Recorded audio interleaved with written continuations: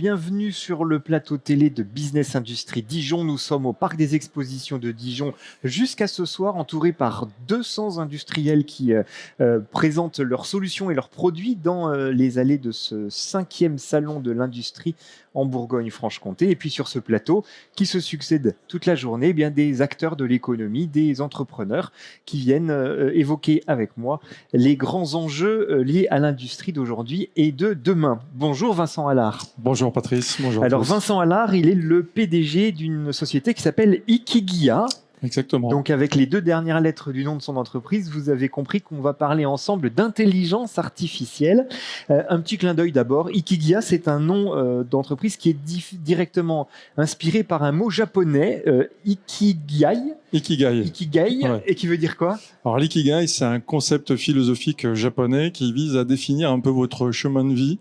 Et il y a 4 piliers. Donc c'est quelles sont vos aptitudes en fait, qu'est-ce que vous aimez faire dans la vie, qu'est-ce que les gens sont prêts à acheter et qu'est-ce que vous pouvez proposer au monde pour être plus efficace et meilleur.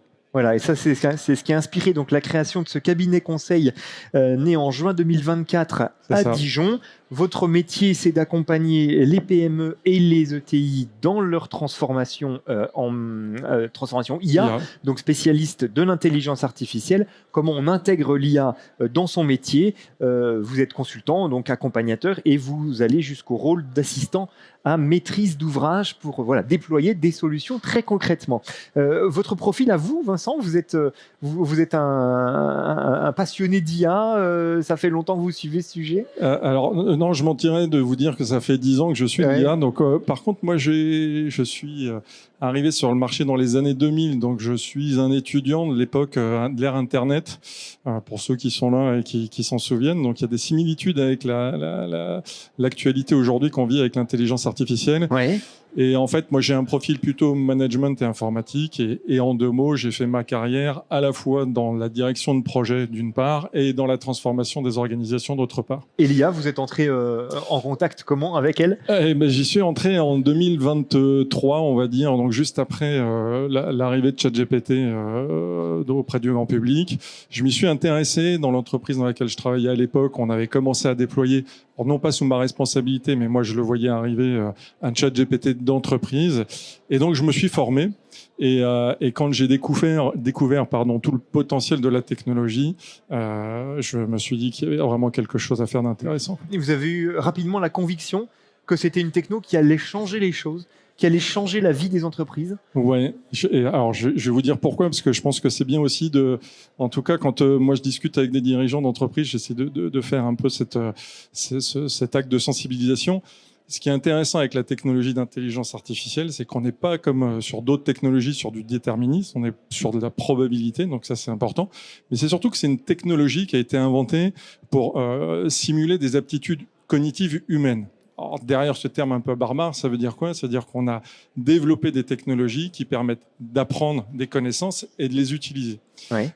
Et à partir du moment où on comprend ça, on a dans les mains en fait des technologies qui sont capables d'appréhender un environnement, donc de comprendre un contexte, soit par de la donnée, soit par de l'acquisition de la donnée. Quand on va mettre des capteurs, mon prédécesseur en parlait tout à l'heure, on peut acquérir des données visuelles à travers des caméras, par exemple.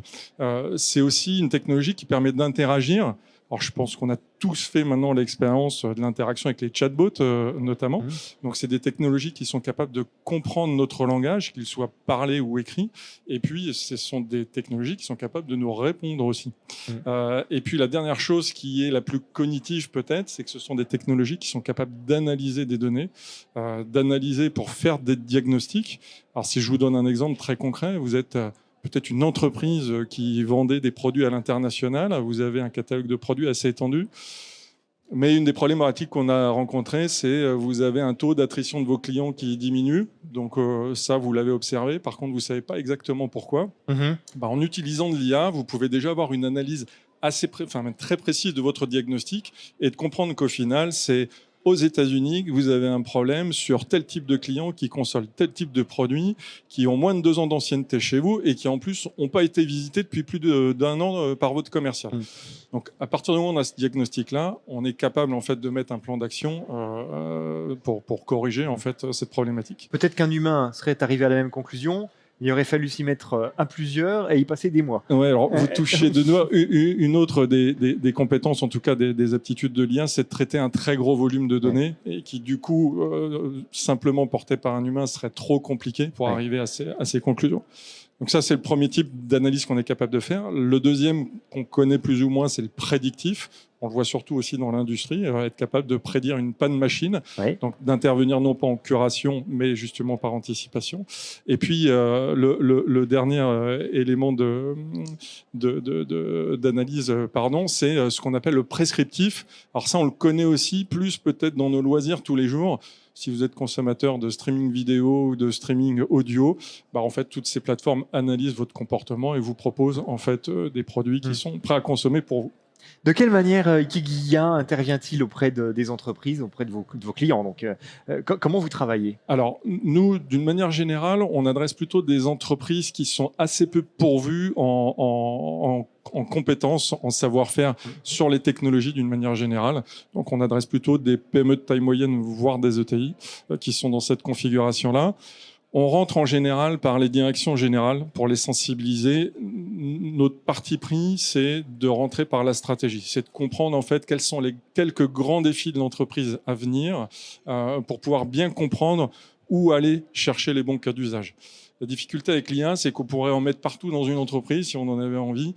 Donc le vrai enjeu, c'est de savoir où il est utile d'en mettre et où on va produire le plus de résultats. Les directions, elles sont sensibilisées à ce sujet-là aujourd'hui. Elles sont demandeuses d'un appui, d'un accompagnement et du déploiement d'une solution IA. Oui, de plus en plus, demandeuses déjà de comprendre ce qu'il est possible de faire et surtout ce qu'il est possible de faire pour leur propre entreprise. Ça, c'est ce qu'on voit de plus en plus. L'année dernière, on était vraiment sur de la sensibilisation un peu large. Aujourd'hui, on veut vraiment passer la seconde et comprendre ce qu'on peut faire et surtout comment on peut le faire.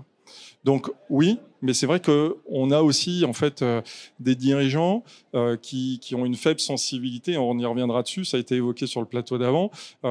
Beaucoup ne sont pas sensibilisés à la data, qui est le carburant de l'IA en fait aujourd'hui. On appelle ça l'or noir. Et je pense qu'ici, il y a beaucoup d'industriels qui comprennent ce qu'on peut faire avec du pétrole. Donc c'est vraiment l'or noir des entreprises. Beaucoup n'ont pas conscience en fait du tas d'or sur lequel elles sont assises sur ces données-là. Et puis il y a les processus métiers. Et souvent, avant de faire de l'IA, faut remettre à plat des processus métiers et les penser en termes de transformation pour intégrer cette technologie. Donnez-nous des exemples d'entreprises auprès desquels vous êtes intervenu ou vous intervenez, typologie de l'entreprise, problématique et quel type de solution on peut imaginer? Alors, sans citer, mais d'ailleurs, il y en a qui sont ici aujourd'hui, mais globalement, ce qu'on va travailler avec ces entreprises-là, donc c'est ce que je disais plutôt sur la vision stratégique, dans l'immobilier, par exemple, dans la construction, on a une entreprise qui a besoin, en fait, de passer de ces problématiques de curation, en fait, d'intervention curative sur des problèmes de maintenance, en fait, à de la maintenance prédictive. Et quand vous faites ça, en fait, c'est toute l'organisation qu'il faut revoir. Ce sont les moyens, les investissements, la relation avec vos fournisseurs. Donc, on est vraiment dans cette logique de transformation. Ce sur quoi je me suis pas arrêté, mais nous, notre spécialité, en fait, chez Ikigia, c'est on n'est pas des faiseurs de technologie, on n'est pas des vendeurs de technologie. Nous, notre point d'intervention et notre point d'intérêt, c'est justement on travaille sur le sujet de la transformation des entreprises, la transformation des processus, la transformation des gestes métiers pour intégrer l'IA.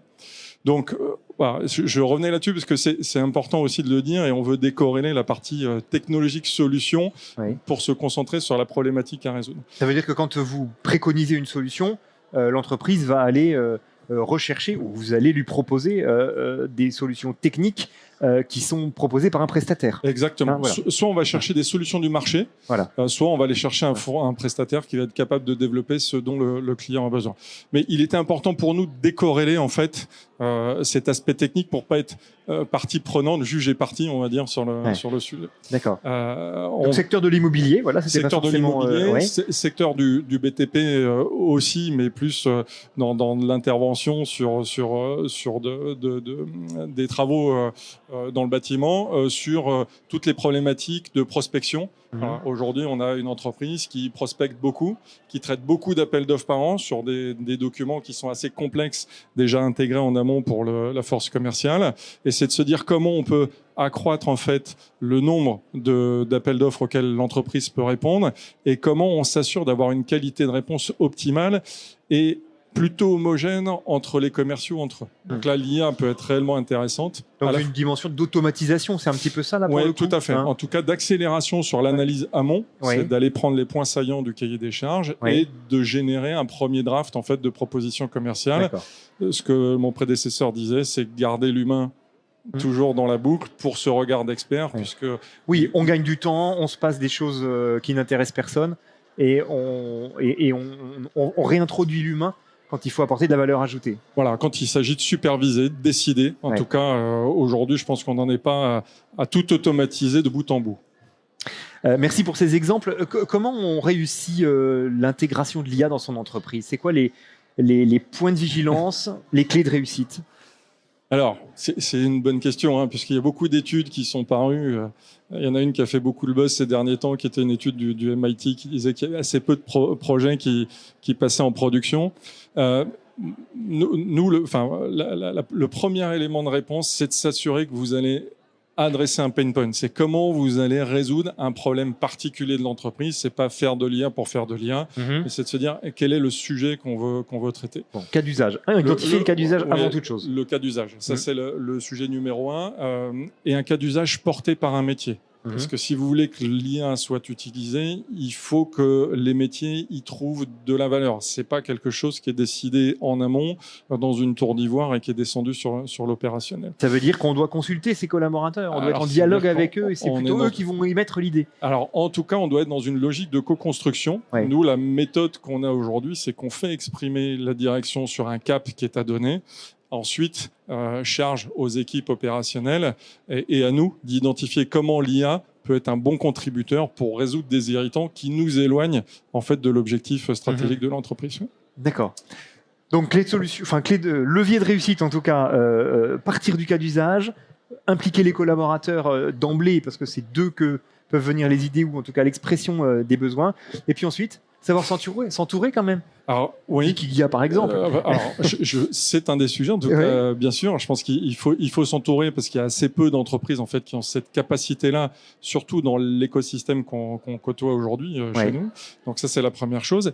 Et puis, penser 360, comme je disais, on est sur un vrai sujet de transformation, ce qui veut dire qu'il faut que les directions RH, notamment, accompagnent les collaborateurs dans cette transition. Ça passe par de la formation, mais ça passe aussi par de l'information.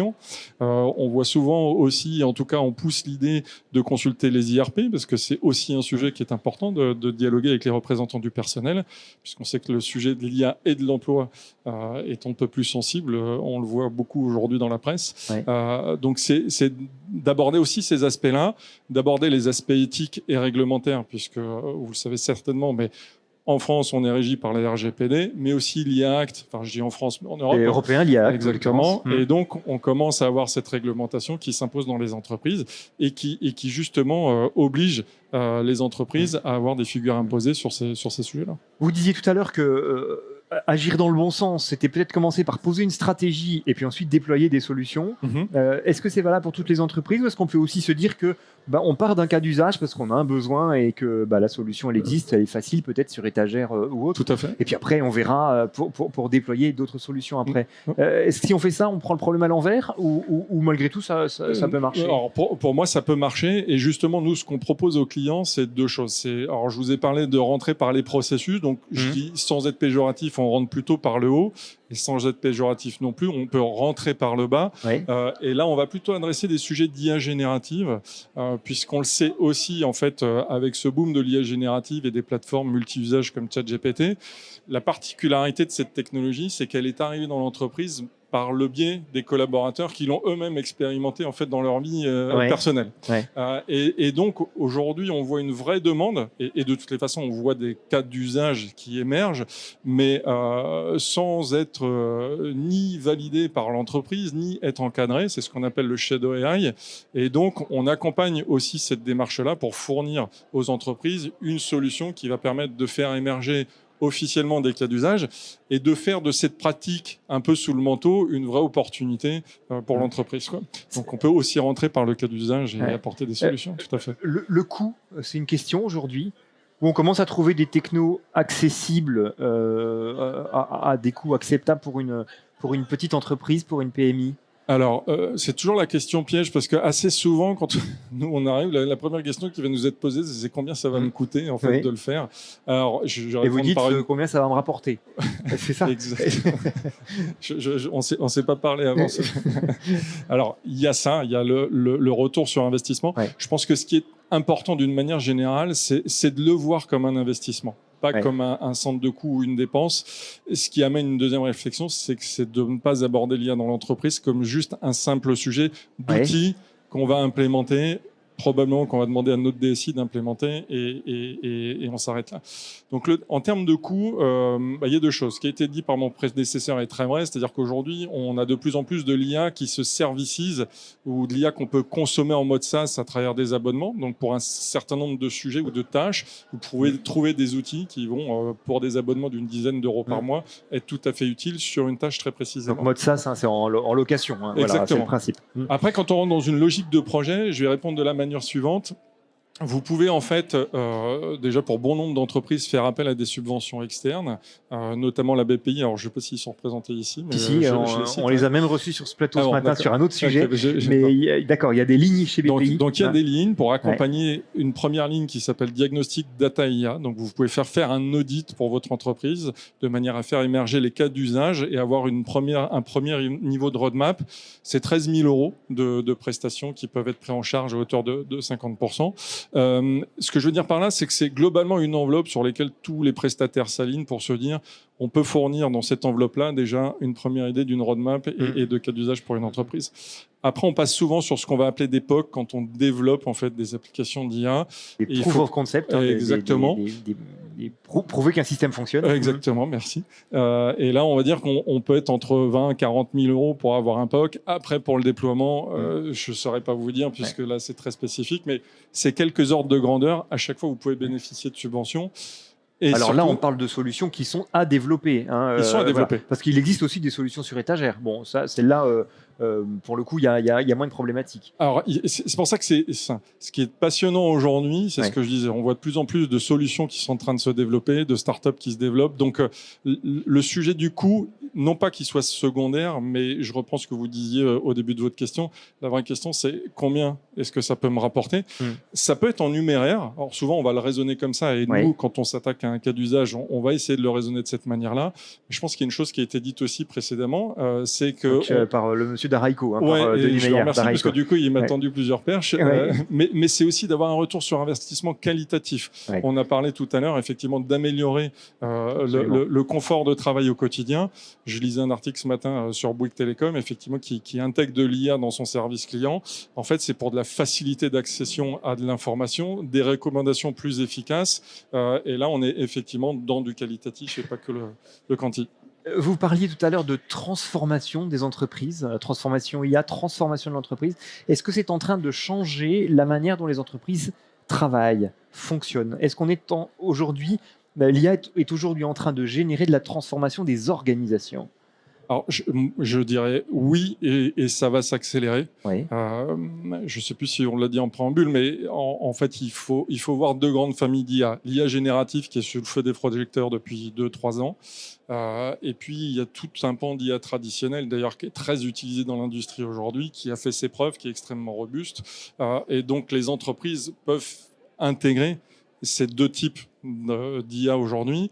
Et pour beaucoup, elles vont s'intégrer dans des processus métiers qui vont devoir se transformer ou en tout cas évoluer pour être intégrés. Je vous donne un exemple. On a une entreprise qui faisait superviser de l'usinage de pièces métalliques par des humains. Donc vous êtes limité en termes de cadence en fait, de production, de capacité de l'humain à contrôler les pièces qui sortent de la chaîne de production. Et puis vous êtes limité en temps de travail. À partir du moment où ils sont passés en fait sur la surveillance, la supervision par vision assistée par ordinateur, on a démultiplié par, alors je ne sais plus quel était le facteur, mais au moins par 10 la capacité de supervision des pièces. L'humain restant toujours dans la boucle, puisque quand l'outil ne sait pas, en fait, il met la pièce de côté, c'est l'humain qui va contrôler. Quoi. Ouais, donc l'humain reste aux manettes, mais et puis il y a une fiabilité peut-être aussi qui est supérieure de la part de la machine. Alors, j'aime bien dire que c'est au moins égal, mais certainement supérieur à un moment donné. Ouais, tout à fait. Les entreprises aujourd'hui se heurtent à quelles difficultés encore quand elles cherchent à implémenter de l'IA dans leur... C'est quoi? C'est une résistance humaine? C'est des difficultés d'organisation précisément qui font qu'on a du mal à rendre l'IA opérationnelle et pleinement opérationnelle? Oui, je pense qu'en fait, il y a 3 facteurs. Il y a le facteur humain, mais j'ai envie de vous dire... je ne pense pas que ce soit celui qui soit le plus insurmontable dès lors qu'on ouvre le dialogue, qu'on donne de la visibilité, qu'on est transparent dans nos intentions et qu'on embarque les équipes par ailleurs dans les projets. C'est vrai qu'on voit par moments des gens du métier qui nous disent « Oui, mais si je vous donne toute ma connaissance, en fait, vous allez partir avec sous le bras, vous allez le mettre dans un outil, puis en fait, vous allez me serrer la main. » Donc, on voit qu'il y a une certaine inquiétude, mais pour moi, c'est quelque chose qu'on peut appréhender humainement. Après, j'en vois 2 en fait qui sont plus bloquants. Il y a la data, c'est-à-dire qu'aujourd'hui, et la vertu malgré tout qu'on a nous dans nos missions, c'est qu'on fait pencher les membres du COMEX sur ce sujet de la data dont en général ils ne se sont jamais intéressés, auxquels ils ne se sont jamais intéressés. Donc là, ça pose des questions de où est ma donnée, est-ce qu'elle est de qualité, etc. Et le deuxième sujet, ce sont les processus métiers. En général, on lève le couvercle et là, on voit que le processus métier, ça fait des années qu'on l'opère de cette façon-là. Et quand vous avez quelqu'un d'extérieur qui arrive pour l'observer, en général, il met le doigt dessus et on se dit il y a quand même quelques petites choses à régler avant de se lancer dans un projet d'IA. Donc, ça amène aussi à repenser un certain nombre de fonctionnements, à remettre à plat beaucoup de fonctionnements dans l'entreprise. Ouais, complètement. C'est intéressant, du coup, c'est plutôt un mérite. Je dirais que c'est un premier bénéfice. Parce que même si vous n'allez pas au bout de votre projet, au moins vous avez mis ça en exergue. Mais pour moi, c'est un des facteurs justement de clés qui fait que malheureusement les projets passent pas à une certaine échelle parce qu'il faut trop chambouler les processus. Il faut changer trop de choses dans l'organisation pour aller au bout. On va sortir la boule de cristal, si vous le voulez bien, Vincent. Aujourd'hui, il y a des entreprises qui utilisent l'IA et d'autres qui ne l'utilisent pas. Demain, il y a des entreprises qui utilisent l'IA et puis c'est tout. C'est-à-dire que celles qui ne l'auront pas adoptée vont se retrouver en très grande difficulté. C'est votre conviction ? Ce serait présomptueux de ma part. Et puis, alors, en fait, je vais répondre un peu différemment. Je pense qu'il est temps que les entreprises se posent la question du capital data dont elles disposent et de tout ce qu'elles vont se générer dans les années à venir. On sait que c'est un accroissement exponentiel et que ça, c'est probablement le levier à activer pour garantir leur pérennité et leur croissance. Après, est-ce que ça se traduit forcément par un projet d'IA ? J'ai envie de vous dire, il ne faut pas mettre de l'IA partout. Encore une fois, on en revient à l'IA utile. Mais pour autant, c'est un marathon qu'on démarre. Souvent, on emploie ce terme-là. Ce n'est pas un sprint. Et celles qui vont démarrer très, très tardivement, ne serait-ce qu'à se poser la question de mais où est-ce que je peux aller en tirer de la valeur, même si je n'engage pas des projets tout de suite, je pense qu'elles auront un vrai retard à l'allumage, très difficile à aller récupérer par la suite. C'est une révolution qui est en train de se jouer sous nos yeux. Moi, je pense que oui. Et je pense qu'il y a beaucoup d'entreprises qui n'en prennent pas conscience. C'est un peu jusqu'ici, tout va bien. Mon outil de production fonctionne très bien comme ça. Moi, je le vois dans les discussions, c'est qu'encore une fois, beaucoup le considèrent comme un simple outil à aller chercher. Certains n'ont comme expérience que du chat GPT où je vous ai fait racine carrée de 47 826 et en fait le résultat était faux et donc on abandonne tout de suite, on va pas plus loin.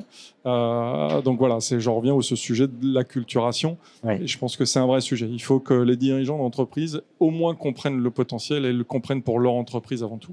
Sujet stratégique, donc. Oui. Il est dans la stratégie de l'entreprise. C'est pas un simple outil, c'est encore moins un gadget. Vous l'avez bien résumé. Merci infiniment Vincent Gallard d'avoir été avec nous cet après-midi sur ce plateau. Je rappelle que vous êtes le dirigeant d'Ikigia, cabinet conseil en intelligence artificielle basé à Dijon. Merci beaucoup. Merci de nous avoir suivis et bon salon.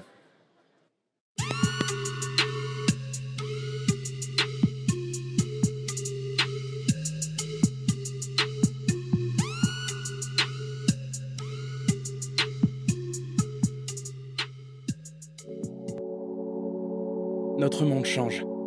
Et il change vite. Avec l'industrie, on innove pour apporter de nouvelles solutions. On apprend, on transmet, on partage. On permet à chacun de trouver sa place. Et on gravit les échelons. Avec l'industrie, on contribue à prendre soin de ce qui compte. Des femmes, des hommes et de notre planète.